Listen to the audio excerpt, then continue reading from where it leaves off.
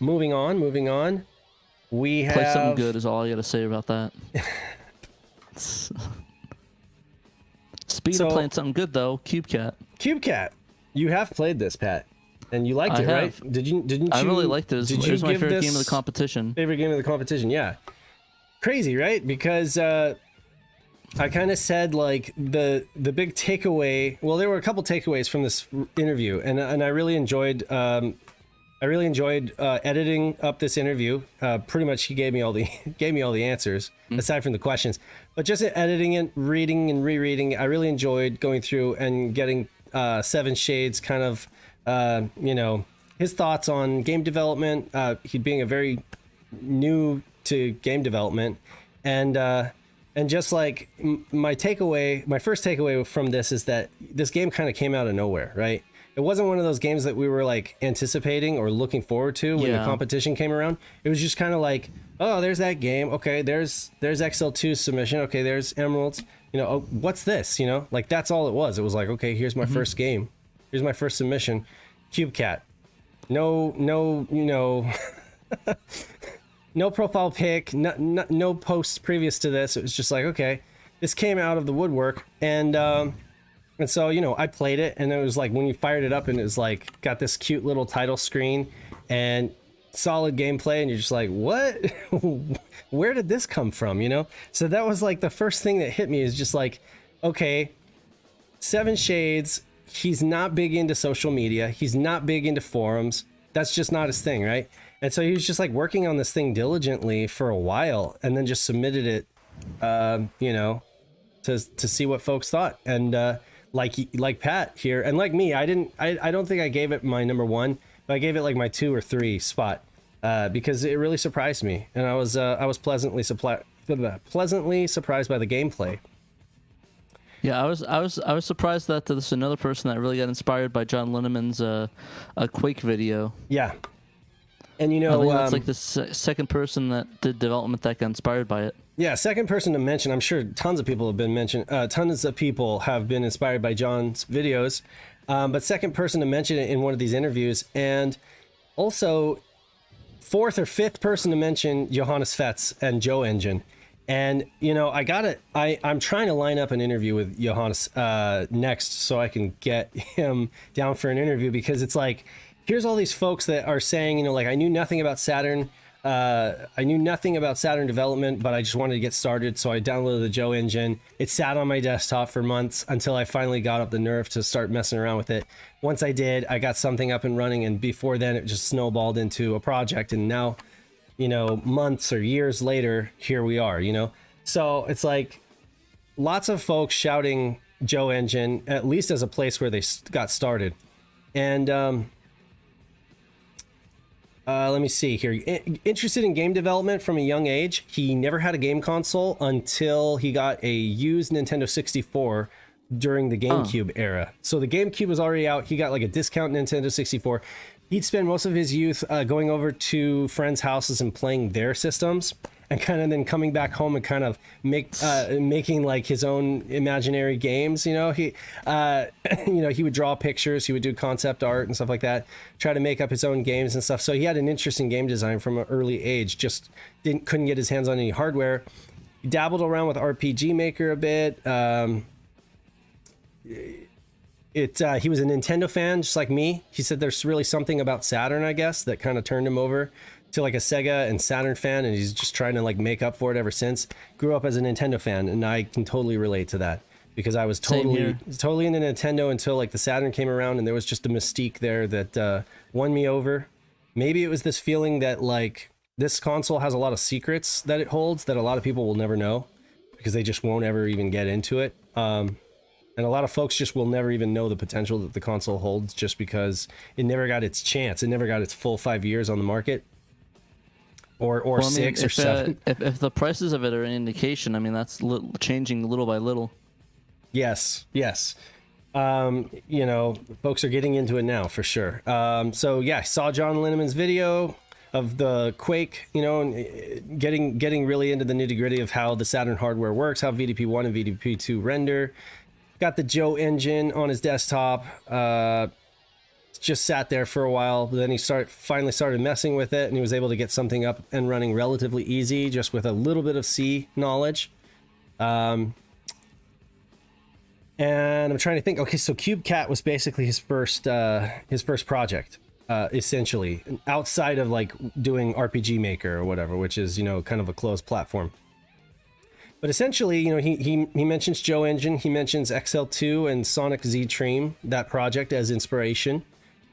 He wanted to do a platformy game on the Saturn, which he felt like it was really bereft of any kind of platform games. We had a few, but not, you know, we had Croc, we had the Ninpen Manmaru, what else? I don't really know, like a whole lot of other platforming games. There was that ninja game, I forget what it was called. But anyway, suffice it to say, you know, he wanted to develop a platforming game that would just focus on, you know, solid gameplay mechanics. And he mentions that the floating limbs, like the floating ears and floating limbs, were really just a product of his limits at the time. Like, he only knew how to do hierarchical animation. He didn't really know how to get like connected limbs. Kind of reminds me of Rayman almost. Yeah, exactly. Well, you know that does. And so he went from there. The yarn ball mechanic is the most recent mechanic that added complexity to the gameplay. There's some physics going on there as well. It's really impressive. It works really well. For this being his first project, I'm really impressed at just how well it works. And I guess part of that, it comes back to his design philosophy of keeping things simple and keeping things doable in the short term. You know, he said as far as development strategy goes, he just likes to keep the scope limited to something that he can achieve in the short term. This goes back to XL2's interview. XL2 said in not the same words, but about the same words, that basically, if you can get something up and running, you can give yourself motivation to keep going. If you're working on some of the more esoteric, coding stuff or maths and physics stuff, and you're trying to niggle with making everything perfect, you don't really have that much reward, but seeing your stuff up and running on the screen, it just gives you that kind of motivation to keep going. And that's kind of what he described. It's satisfying, especially from a developer position. It's Absolutely. Like finally, after all the errors, all the stuff not working, it's like finally. And, as far as his philosophy in game design, and granted, he is a new developer, so I guarantee he'll continue to build new philosophies and develop new strategies in game design. But right now, as it is being an avid game player, he said when it comes to designing any genre of game, he doesn't want there to be any assets that go unused or without a purpose. If it's going to be a platforming game, every single platform better be platformable, better be jumpable, Just don't have, invisible walls, don't have, assets in the game that just are there for no other reason other than to look good in the distance, and unless it's a background painting or something. But yeah, basically he was saying, like, when it comes to designing a game, make sure that there is a purpose for everything. And if there's not, then just get rid of it and scale it down, And maybe this is why, and this is a quote, maybe this is why I'm such a big fan of 32-bit era. The 3D technology was primitive enough that most games couldn't afford too much unnecessary clutter in their design. And I would have to agree with that to some extent. Yeah, for sure. I definitely think that he goes with the sort of the design of just keeping it simple and, keeping everything as elegant as possible and make use of every single object. Yeah. But I mean, Pat, so, he goes on to this personal perspective, what you can talk about, Saturn development in general. He talks about how Joe Engine is actually really easy to get up and running with. I imagine, Pat, if you actually had time, which I know you don't, you're crazy busy just like me. And if you did have time, you do have C coding, and you probably could make a game with Joe Engine. It sounds like you could get it up and running quite easily. He said it's when you get into the crazy stuff that VDP1 and VDP2 can do that it gets tricky.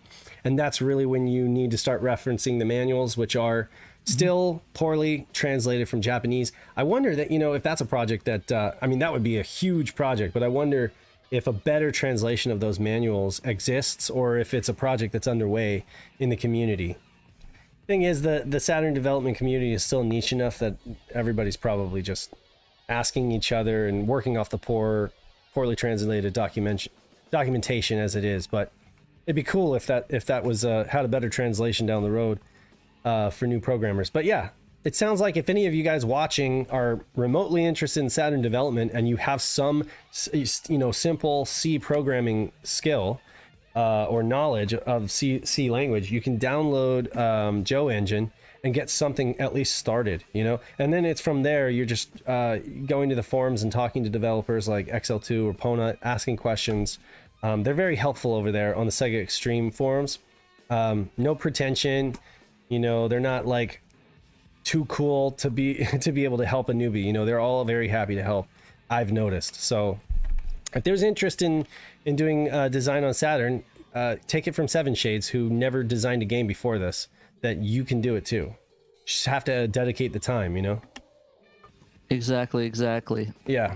He's been working with SGL, Sega Graphics Library, which I know that XL2 was too. I believe that's kind of how he went. He went Joe Engine, he went Sega Graphics Library. Eventually, he just had to write his own renderer because he wanted to kind of move away from that.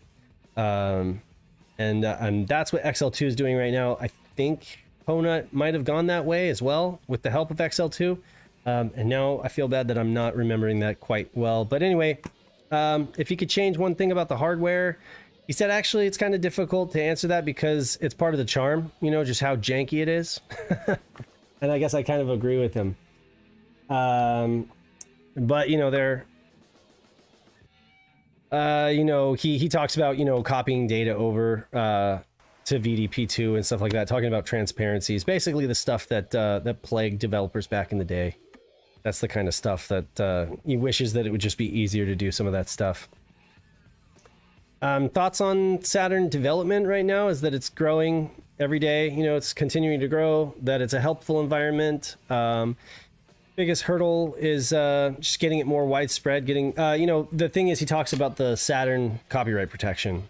And I think for a lot of developers, that's the thing, It's like, it would be great if the scene might see kind of like a renaissance or kind of like a huge growth if somehow we were able to crack that ring protection, because if that happened, then all of a sudden you'd have teams that were more on board with, okay, we could actually develop a game and put it out and make some money off of it, rather than it just being like a hobby project that we're going to do in our basement or in our bedroom or whatever. And that's kind of where it's at right now, is these one-man team.